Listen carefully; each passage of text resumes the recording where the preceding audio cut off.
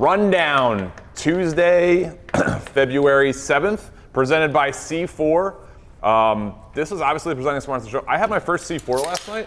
Delicious. We at the Barstool Bar in Scottsdale. Very good. And actually, I was told to have the frozen bombsicle was actually the recommendation from the person giving them out. C4 is delicious. It is a very delicious thing, and it is one of those things. Frozen bombsicle. Give it a rating. I will. Give it a rating. I actually love the fact that it's not too carbonated a lot of times. Yes. This is not an overly cold drink, so the carbonation isn't crazy. It does sit like kind of calm on the stomach. Doesn't make me feel like I have to burp very much. It's got a good taste to it. It's got a bomb pop-esque vibe like the old popsicles. I do enjoy that. 200 millis of caffeine is a lot, but at the same time, boys, you got to get where you're going, especially early in the morning when you got a lot of stuff going on, especially on the rundown. I would give that a 4.5. That is solid. A phenomenal rating. You like that? Right where it needs to be. Also, C4, one of those bangers back in high school you take for a pre-workout. Yes. Oh. You take one of those for a pre-workout, buddy, you're talking to God while you're lifting also what God's given you. That's probably how you ran your 4.4. Probably. Yeah. C4. It's an incredible C4 energy drink. is the energy you can feel. It's the secret fuel behind Barstool's energy. C4 has 0 sugar, 0 calories, 0 carbs, and it with clinically studied kerosene and beta-alanine 200 milligrams of caffeine, as Taylor said. Get C4 Energy at c4energy.com, Amazon, and retailers nationwide like Walmart or 7-Eleven. Again, C4 at c4energy.com. Click the link in the description below. Don't sleep on that beta-alanine now. That beta-alanine give you that little tingle.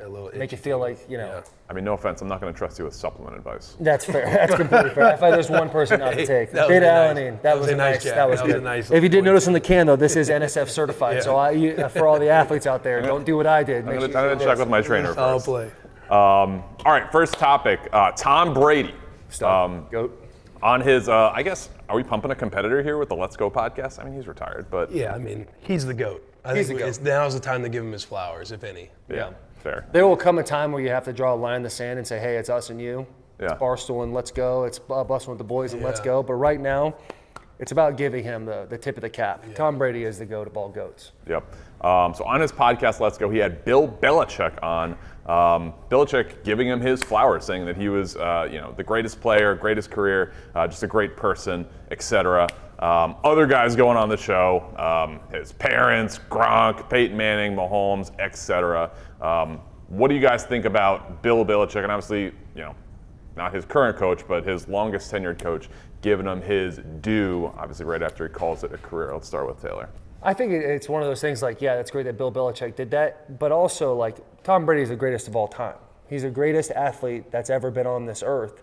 So everyone's going to give him flowers. It's nice that Bill Belichick did it because when you look at him in his media interviews, he sits there, he gives one-word answers, half-a-sentence answers, and you're like, hey, we never really get anything out of this guy. For him to go on and give Tom the flowers the way he gave Tom the flowers is an incredible tip of the cap to Tom. But I mean, we all know what we're dealing with here. This is the greatest professional athlete to ever live on this earth, and that is Tom Brady. I think that part's debatable as far as Well, yeah, it's greatest obviously athlete. everything's debatable, bud. Greatest sports career. Yeah, I mean, if you want to talk about just strictly athlete, like You're the boy saying can't greatest run, he can't professional jump, he can't do it. Like we're not talking about that. Greatest Yes. athlete to walk the planet, I think is what you said. Greatest athlete to walk greatest sports career in the history of mankind. Yeah. Is that better? No, I agree with that. Okay. I agree. I'm glad we found ourselves. We weaved through that web. Yeah, I was feeling something when you kept saying that. Yeah. Taylor said it. Like Belichick always giving his little. He's always battling the media, right? Yep. And so for him to Yeah, it's a weird game. Yeah, to go on a little bit on Tom's podcast, we'd love to have him on Busting with the Boys. But with Tom Brady, like doing it at that kind of level for as long as he has, like it takes an insane, Max was saying it downstairs, Max Homa, like a delusion about yourself to sustain a career that long. Like 23 years, like every year he's sending out, he's taking receivers and sending them to, you probably know, where's it at? Out in like the mountains somewhere?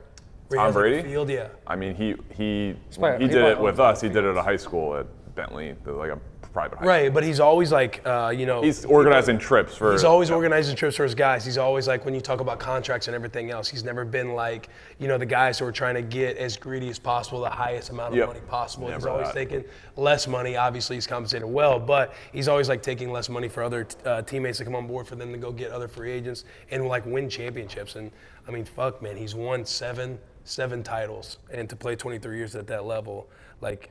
He is the greatest football player to ever play the game. Yeah. He talks a lot about him and his kids, and he's hoping that literally he looks at his competitive nature as somewhat of a disease.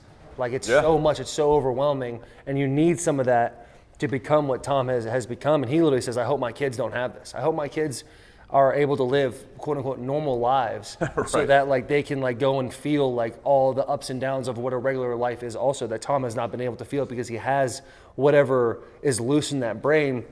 So he's given us the career that we've been able to all sit back and watch since we were kids. Yeah. And like too, as playing football, it's like you kind of need at some point in your career, whether it's luck, opportunity, a situation for you, and like a quote that Tom had talking about it. I had someone that really saw something in me that not a lot of people did. Like when he got his opportunity, when Bledsoe went down and taking advantage of that opportunity, like you kind of need that perfect recipe at times, and I feel like he obviously found that with him and Belichick when they won six. They won 6 titles together. Yeah. Mm-hmm. But yeah, man, he's a stud. Some would say his 7th was his most important, but that's for another day. I would say Someone say what is most important? 7th. His 7th ring is the most important. You left, and the question was, who's going to do what? Is Belichick going to win? Is Tom Brady going to win? Yeah. How are they going? Is one of them going to win without each other? Yeah. Tom did that. And I think the big question in what Will just said there is like, what that was obviously a battle the media painted for all of us. And I'm sure they both felt that, like, I can be successful without this individual. Yeah. Obviously, they did. Obviously, Tom so far has won that. Now, it's yet to be seen if Bill Belichick, how long he's going to be with the Patriots, how long he's going to be still the coach of the Patriots and doing it in the NFL, if he can go and get himself another ring with a Mac Jones and stuff like that. But, I mean, Tom really won that battle in a big way. Not to bring it on us at all, but I don't know if you guys noticed, but Tom Brady did message Will Compton. He did message Will Compton, whether it was actually Tom Brady, whether it wasn't Tom Brady, it doesn't matter. He followed you. Apparently, it was his guy. It doesn't matter. Well, no, don't Tom Brady let with the the blue haters check do on the that. blue bird. Yeah, there's messaged a the boy. hater sitting in the living room right now, but yeah, somebody was really trying to steal the moment. No, I mean, me and you both posed in our undies yesterday. I thought we both looked pretty good. You look solid. We look solid too. Thanks, man. Yeah, I mean, one hand can't fully You see cover an it. opportunity, like I want to say our boy, one of our producers, Garrett, he saw like this photo and he's like, hey, Will, or he's like, when do you guys need to go into the room and do it? I'm like, Shout out Garrett on that. That was a big heads up move. Go into this room back here and take a photo. I'm like, hey, Right. make sure the Barstool pillow gets a little offset so that's in it too. And fortunately, like Tom quote tweeted it, put it out. Let's do a little merchandise swap. And that was massive. I was like a giddy kid, like saying like, yo, fucking Tom Brady. Right. Well, we were sitting at lunch yesterday, and Will goes, "Boys, we've done it." It was like that. But that is the imposing figure that Tom Brady is. Yeah. It doesn't matter. We've played in the league. We've done Yes, it. We've bro. literally been on the field practicing against Tom, and we literally look across saw the the field. photo. And go, holy fuck, that's Tom Brady, dude. Yeah. It's so cool. He's like, he is that dude. Larger For than him life, to literally DM or tweet you, follow you and DM you. I'm sitting here as a Michigan man going, fuck, I'm kind of jealous. I'm kind of like, damn, that's amazing. He's like, I'm fired up for you, but I'm a little tired. I'm stoked because at the end of the day, if the boy comes on the podcast, it's going to be amazing. He wears the merch. That's also an incredible thing. But it's all going to work out. It's going to transcend downwards. It's going to fill up. But also, what a moment for Will Compton. Hey, but you're right though. Like one of my first aha moments are like, holy fuck, I'm really out here. Was when I started to, I was going to say it was like my 3rd game starting, and it was against the Patriots. We got our ass whooped out in Foxborough. But Tom is out there, and he's like, Mike's 51, and I'm literally sitting there like, holy fuck. He's pointing at me. And he's right. Yeah. And I'm like, he knows exactly what I'm doing. But I was really like, yo, Tom Brady is pointing out my number, and I'm on the same field as him right now. We did get our ass whipped, though. But It's like, I'm about to carve this boy up. That was like my first, man, this is fucking awesome, moment in the NFL. Right. Tom is incredible. Speaking of moments that were not awesome, Stephen A. Smith and Jay Williams going at each other, and what seemed like kind of a personal thing yesterday. I think it was on First Take. Shout out Malik Kiram for doing a great job kind of hosting and kind of mediating this, but they kind of went at each other in what seemed like, it started off as an argument about Kyrie, but then just transformed into like, these guys don't fuck with each other. Kind of a personal beef. It got dicey. Yeah. Yes. Who do you guys side with on this? A lot of people siding with Stephen A. Jay Williams just saying like the word interesting and basically not taking a stance on something. Yeah, the word interesting is nothing more than an insurance policy, so he can fill both sides and he doesn't get both sides mad at him. And he's like, hey, this is something that I'm viewing from the outside without putting an opinion on it. I know that because your boy does that a lot. And I'm always playing the game of like, don't want to piss this person off too much, don't want to piss that person off too much. Stephen A. did an incredible job of instigating the situation, saying, hey, quit saying that. Quit saying that this is interesting. Like, tell me how you feel. Tell me how like these things are. That's why I invited you on the show. I love the whole, ooh, that's interesting. Yeah. That's when you knew it was kind of getting a Yeah, little it was getting real. Getting, like, but Stephen A., one of the best in the game at what he does, sitting on there day in, day out when sports are on and that small time in the summertime when sports aren't really on, and he's able to capture the eyes of people. That's the reason why he's one of the best in that world to do that and to be able to play that. Whether their relationship is good or bad, we would literally have to sit down with them and ask them, but just from viewing that video, it really seems like, hey, them boys got some little beef behind the curtain. You know it went beyond that. Just a little clip, like whenever they went to a TV break or even after the show, they're probably talking about it a lot more because, I mean, look, like Kyrie's been a hot topic for the last few years. He's always been in the media. And Stephen A. has, like, to play the side of Jay for a second, Stephen A. has always been a little long-winded with Kyrie and kind of has every move he's made and he's always kind of talking about it. But I think Stephen A., like, he's one of the best in the business at, like, doing that media game and, like, having his take on it.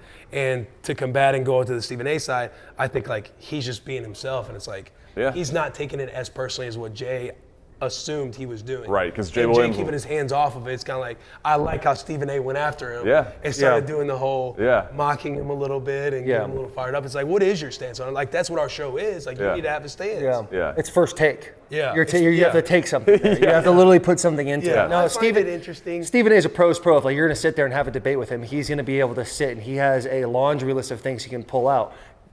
Dude's a dictionary. Kyrie Irving is one of those guys that's like, any given day, if you're like, what are we going to talk about? It's like, let's talk about Kyrie Irving. Because he's got some shit that like just says outlandish stuff. People are saying he goes to these franchises, breaks them down, LeBron James, all these different things. And now it's like, this guy is easy to go and pick on. So playing Stephen A., it's like, that's a smart move by him. Because when that name is brought up, all the controversy he's had in the last 3-4 years, it's easy to see people look at him and be like, oh, hey, what's Stephen A. saying about him now? So what was your opinion on it? Yeah, I mean, I thought it was a very coachable moment. I thought Stephen A. Jay Williams accused Stephen A. of being triggered all the time. And Stephen A. was like, I'm not triggered. He's like, I don't lose any sleep over these guys. He's like, but at the same time, he's like, I'm giving you this platform. He's like, you basically have to take a stance. And I think it was a very coachable moment from Stephen A. to Jay Williams. I don't know if they have any beef like off the court or outside, behind the scenes, but it seemed like he was kind of putting him in his place, and I think he did a great job. They should have some B-roll in that situation where like they go to break and then they keep a camera on like during the commercial. Like, do they sit there and kind of just and like write notes about what they're going to say, or they sit there and go, hey, I'm going to do this next time, I'm going to do that, because there's always like, I thought that one different was real. games I playing. thought that one was real. Yeah. You think it was? Yeah, I think so. Like but how many times have you seen Stephen A.? Like, he has that demonstrative tone where he just like wants to be loud and obnoxious, and he knows like that's just what's going to get the views and the eyes and the ears. I'm not necessarily thinking that. I kind of like agree with you. I don't think it's something that Stephen A. loses sleep over. I think he's just being Stephen A. He goes and does it. Jay was getting a little more heated internally about it, like trying to say, you're trying to be demonstrative. You seem a little bit more emotional. It's like when you say that, you kind of know something's happening inside. Like, I don't think it's. I don't think Stephen A. was getting too worked up about it. It's like, hey, this is his job. Yeah. Let's go from talking about Stephen A. Smith, Jay Williams, and Kyrie Irving. So I'm not SimpliSafe. The rundown is sponsored by SimpliSafe. I have a SimpliSafe in my home. I love it. It makes it very easy to protect every inch of your home with advanced security, powered by 24/7 monitoring. In an emergency, SimpliSafe professionals monitoring agents use fast protect technology to capture critical evidence and verify if the threat is real, so you can get a police dispatch. This is a true story. A couple, like 2 weeks ago, so we have all these SimpliSafe monitors in our house. Like, our door must have just like creaked open like an office door, and we got like our SimpliSafe alarm started going off at like 5:30 in the morning. I was like, oh my God. And you get a text when something like that happens, so I go downstairs and I was like, oh my God, like what's going on? Like, is someone like breaking in? But like the door just like cracked open, and they called me and they're like, hey, like, is everything okay? Like, what's like, are we talking to like Stephen Shea? Like, what's your like safe word? Yeah. And I was like, oh my Ask God, what is my safe word? Yeah. And then I got it, and they're like, all right, so like, is everything okay? Like, do we need some police? So SimpliSafe, there was no threat. Like, it was literally just like it cracked open a little bit. But SimpliSafe is on it, protects every inch of your home, customize your product system. In just a few minutes at SimpliSafe.com/rundown. Go today to claim their indoor security camera plus 20% off your order and their interactive monitoring. That's SimpliSafe.com/rundown. There's no safe like SimpliSafe. I can personally attest to that. SimpliSafe, the absolute best. Is your safe word data? It's not. Trust the data, though. Hot win yesterday. We're going to keep it rolling. Trent Dilfer, probably the worst quarterback to win a Super Bowl. He's the only quarterback to ever win a Super Bowl and get cut the next year. Yeah. Go ahead. Calling the modern day game not Yeah. impressive. Let's talk to a guy that plays in the modern game, Taylor. How do you feel about Hardly. How do you feel about Trent Dilfer's words on today's game? I mean, they dominated. Yeah, I think this is Trent Dilfer's idea of playing the game of how can I get more eyes and ears on me to make me the head coach of UAB a little more relevant. 2 years ago, Trent Dilfer was the head coach of a high school football team, that's Lipscomb Academy in Nashville, Tennessee. Get him. He's a good guy. I've been around Trent. I like Trent. I've spent time with Trent and I enjoy it. These remarks are ridiculous. Yeah. It's crazy. Like, I'm not impressed. I love Tom Brady. I love Aaron Rodgers, but like, it's not impressive. Kindly shut the fuck up. Like, it's not, Yeah. that's so ridiculous to say modern day football. You can't press, but you can go press. You can reroute receivers within 5 yards. Mm-hmm. That's how the game's played. That's how you're allowed to do it. You got to play the game. You got to know the rules and use the rules to your advantage. Trent Dilfer played the game. He can probably talk about X's and O's. He's probably a fantastic coach at UAB. Yeah. But if you're talking about NFL quarterbacks, you do not need to be talking about Aaron Rodgers and Tom Brady and criticize the way they've handled their business. Yeah. Because if you're going to criticize it, let's look at the resumes. Yep. And I'm not talking disrespect. I'm just talking facts in the situation. The resume of Trent Dilfer does not hold a candle to either of those resumes. Yep. So does that mean he can't talk about it since he doesn't have that resume? he can talk about it, but he can talk about football. He can talk about what I like and dislike about football. But to bring those names into it and say that you're not impressed about that, because he's basically implying in this that their careers have a little bit of a blemish on it because modern day, and they're changing the rules for the quarterback, and they're changing it so the defense is more at a disadvantage when it comes to playing against the offense. That's just you sitting in a room. He gets claps, he gets the cheers. You've seen the video, right? There's a crowd sitting there. They're all loving it and buying into it. And you can see his face go from that light pale skin to a little more pink in the cheeks as he's really enjoying the praise he's getting for that. Yeah. All you did was say something that people are going to be able. It's like me saying we should retire the number 12 for every NFL team. It's like, that's just, I'm going to put this out here and let the world burn for a little bit on the bird. Like, he's just saying shit to say shit. Sure. And it doesn't make any, it's like, if he's being serious, Trent, we got to have a conversation, buddy. Like, we can't be doing that. But this is just a ridiculous statement. We can end on this. Will, how do you think Trent Dilfer would do in today's game? I mean, I'm not sure on how he would do in today's game. I respectfully disagree somewhat That's okay. on that entire, just because I feel like the way he said it and being like unimpressed, I think that's where it's like, okay, I mean, that everything that these quarterbacks have done is impressive. I think both can kind of be true to where it's like the game has changed. Quarterbacks are way more protected. They're not taking blows. They're not taking damage the way the old school quarterbacks used to do. And guys aren't getting teed off on over the middle. Like, all of this stuff that protects and keeps the quarterbacks healthy, I feel like allows, Tom at 45 wouldn't be able to, I don't think he'd be able to play in his 40s like this if it was a decade sooner. Mm-hmm. If he would have been doing his career from like 90 to what is it? What's the math on that? 90 to 2013. Mm-hmm. I don't think he would have had like necessarily a 23-year career had it been those rules to protect the quarterback that came in to this modern game that he's referring to. But to say it's like unimpressive, that's where it's like, okay, bro, like they're still fucking winning Super Bowls, going to the playoffs every year doing this. Like, they're franchise QBs. Trent was never a franchise QB. He did win a Super Bowl, which is like, you're a Super Bowl winner. Like, sure. Be proud of that. You can be proud of that. But to say it's like, to me, the unimpressed remark comes off as in like, I could probably do that too, where it's like, right, yes. Yes, Yes. that's probably would not have happened. See, the thing I have an issue with what you were saying is like, you're talking about 90 to 2013, like Tom was in half of that. Like he was able to play in that time. You can still hit the quarterback. The things that are a little ridiculous. Really. And I understand this is a defensive player talking to an offensive player, so there's going to be some disagreement here. But if you're going to hit, like if you're in the pocket, it's very difficult to hit the quarterback and be able to get a sack without a roughing the passer situation or, like anything like that. Quarterback gets out of the pocket, breaks the framework of those two tackles. The best thing to do is go low on a quarterback because you will not get called for a penalty ever. Like if you're a smart defensive player, you're going to go at the legs. And that is the number one thing that's going to take out a player. Like there are still ways to hit. The quarterback thing, I can get with you on. Rerouting receivers, you can still do that. Hitting guys over the middle, you can still do that. You got to stay away from the head and neck region. You got to put your head on the ball. It gets dicey, but you can put your head on the football and get away with it and be all right. You can still put big booms on dudes. Yeah. You can still do that. Not in the same way, bro. Not in the same way. But I'm saying like it's not like it's balls aren't getting jarred loose. If a ball gets jarred loose, the way the statement is framed is like football has become like the Pro Bowl, some bullshit flag football with a couple of song and dances in the corner. Football is not that. It's still a gladiator sport. Saying that. It's still no. I'm saying what Trent is saying. Now, you're playing a halfway between what Trent's saying and what I'm saying right now. I'm meeting you in the middle of where you and I are at. The game has gotten a little bit softer from hitting guys, when you can hit guys, when you can't hit guys, like a little slap in the helmet for a quarterback. Let's get off the tip really for a second. Soft on the quarterback. Really soft on the quarterback in the pocket.